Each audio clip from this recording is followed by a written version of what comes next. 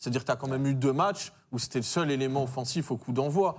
Le Maroc et la Tunisie. Alors, quand bien même on peut contextualiser sur le côté décisif du match et le niveau de l'adversaire, je veux dire, c'est lui qui, quelque part, légitime une partie de l'approche de Tom Saintfiet. Parce que sans ce joueur-là, pour incarner un minimum de danger et de menace, en fait, n'existe pas dans le dernier tiers adverse.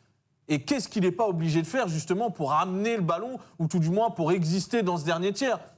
C'est de la maillotche, avec les défenseurs centraux adverses. C'est du déplacement permanent, avec un attaquant qui fait l'essuie-glace de droite à gauche, qui décroche, qui prend la profondeur, donc une débauche d'énergie qui est totale.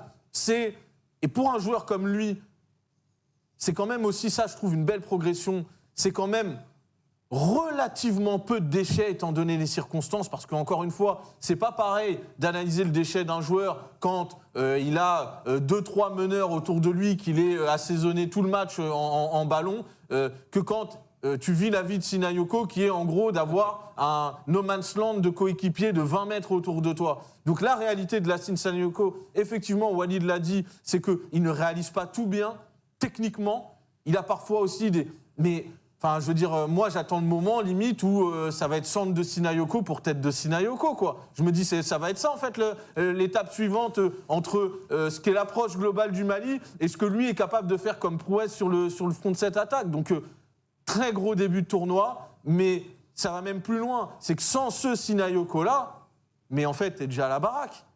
T'es déjà à la baraque.